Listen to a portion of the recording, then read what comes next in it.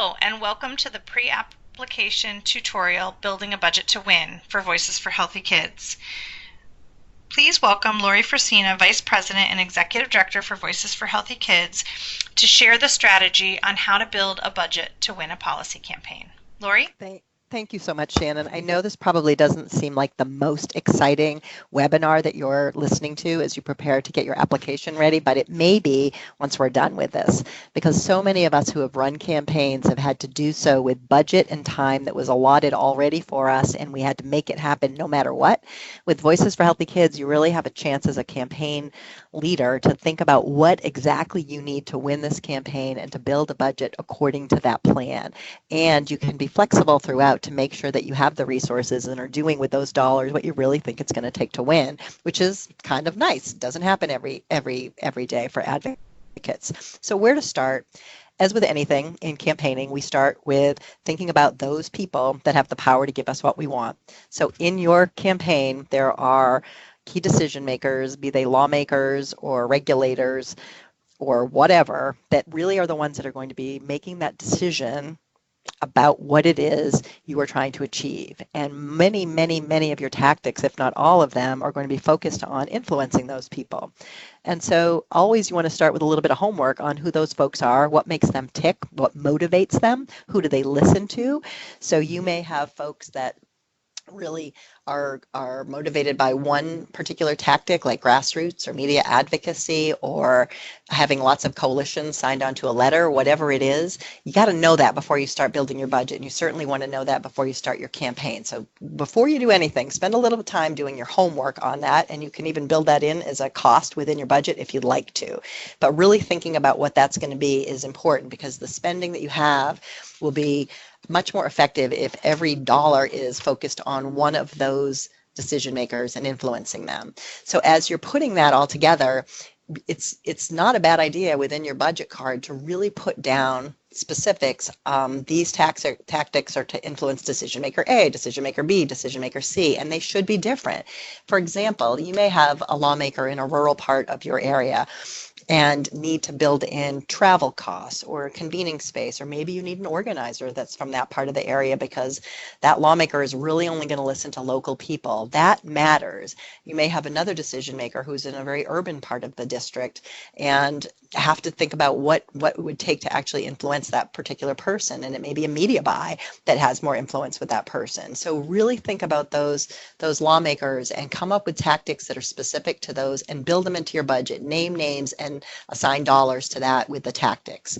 Think about all of the things that you could do to influence those particular lawmakers, and really what is the sort of entire universe of things that you could be doing. Certainly lobbying, grassroots, both online and offline. Offline could include events and things like that.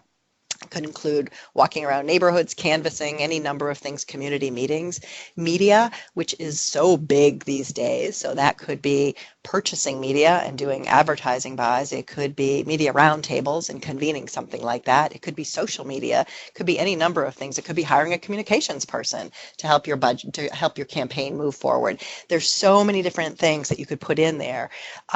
It could also be really thinking about your coalition. And are there even members of your coalition that can't necessarily afford or do not have staff time to participate in the activities you're hoping they're going to be able to participate in? Might you consider using some of your budget to compensate them for some of that time because they are a small community-based organization? Perhaps it doesn't have staff. Maybe they're all volunteers. Is there some way you can get them to the table to provide you with their assets of their organization that makes it easier for them? Because not everybody is going to be coming to the campaign with the same set of resources, and it's a really nice thing to be able to offer that.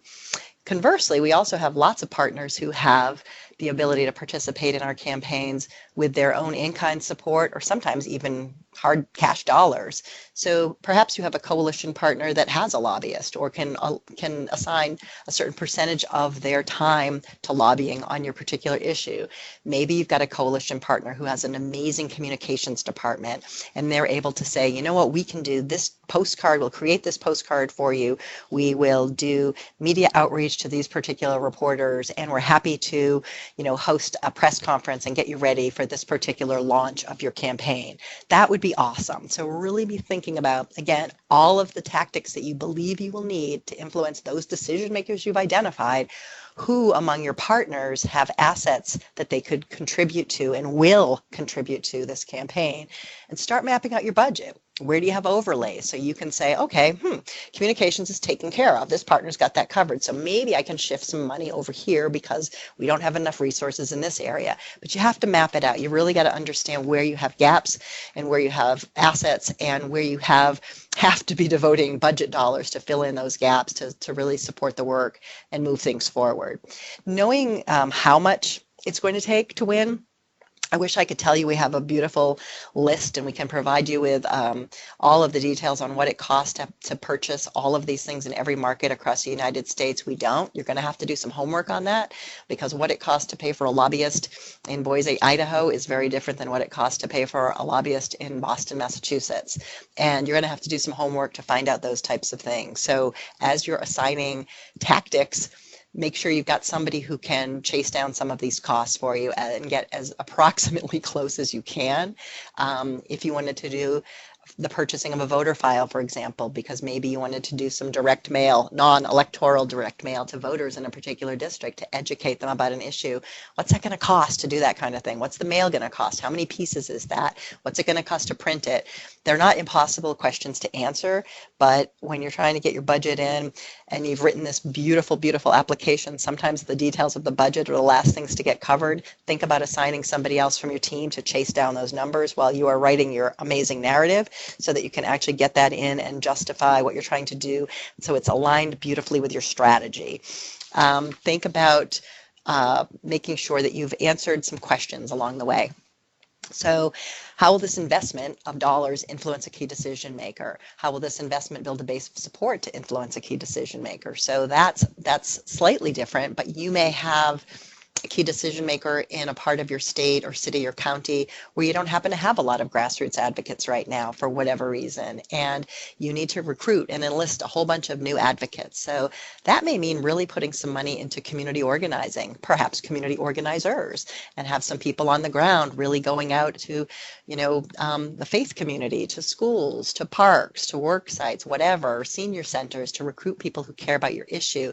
Every one of those activities has dollars attached to it, whether we like it or not. So again, thinking about that, because building that base of support, you got to have that base of support in place and warm when you need to turn on the phones and the meetings and the door knocking to that particular decision maker. You have to have a base of support ready to move. If you don't have them there, you need to invest in that early on in the campaign. Think about how you can use those dollars to build a case of support for a key decision maker. So you may have done your homework and figured out that you have a key decision maker who really is only about data. They only trust certain sources of data, and it might be that he or she or they are influenced by polling data. Well, they might be of a particular political persuasion, and you know that particular party that they're listening to tends to use the same polling firm over and over again and trust them. That might be the polling firm you want to use for your campaign, and figuring out how much it's going to cost to hire that particular polling firm, because that particular polling firm has political credibility with a key target lawmaker, could make all the difference in the world. But you got to do the homework up first to find out if that is actually the case. Those little nuances can make a huge difference in terms of actually building the influence of key decision makers along the way. And then really finally looking at how will this investment deepen the campaign's relationship with and engagement of people who will be impacted by the policy change. And this is where we really get into the health equity components of this. It may be last on the slide, but it should not be last when you're thinking about your budget. Campaigns can accomplish this in different ways. It is certainly a really good idea to include some funding within your campaign budget for community-based organizations or organizers or leaders who can actually be getting compensated for the time that they're putting into your campaign and the unique contribution they be making to your campaign. That's terrific. You also want to think about, if you're looking at key decision makers and let's say They represent a district that has a large Latino population, and you may have the opportunity to hire a communications firm to do some of your work. Think about hiring a Latino communications firm that actually has credibility, particularly with that lawmaker, because you've actually put your money into something that may resonate more with him or her.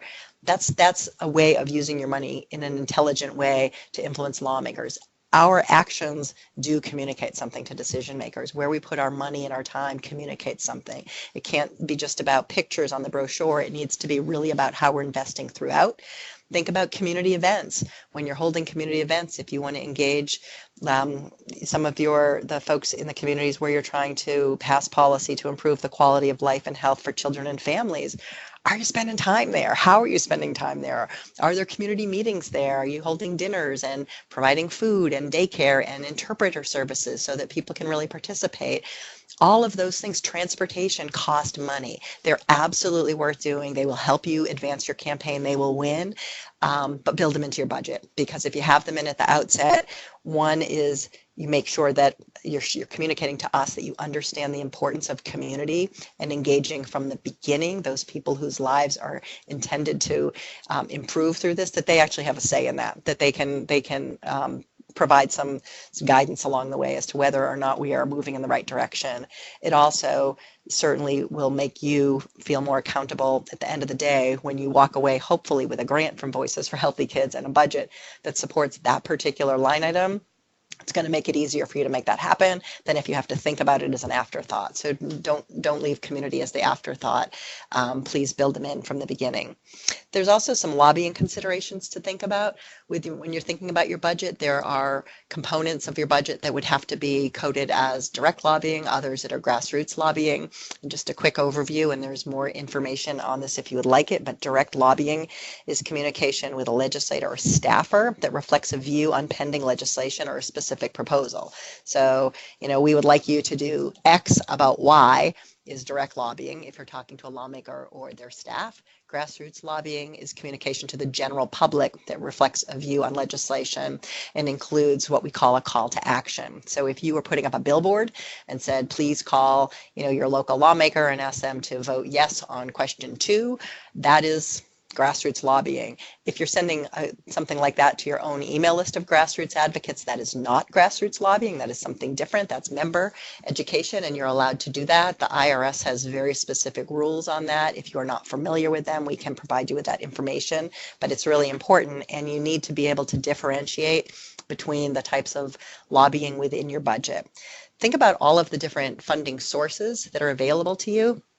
We certainly think that these grants from Voices for Healthy Kids are terrific and healthy and as robust as we are able to make them be, but certainly think about what your own organization will be contributing, both in kind and directly, to this campaign. We know if you're applying for this, there's a mission fit, which is awesome. So don't be shy about articulating what your organization is putting into this campaign. That's really helpful for us to know. Think about your coalition partners, and is there anything in addition to some of the in-kind support they might be providing that they might be able to cover for you? We talked about this a little bit earlier. It could be printing costs, it could be meeting costs, it could be some lobbying time, it could be any number of things, it could be transportation. Find out from them as early as you can, because those folks also need to get into their budgets just like you do.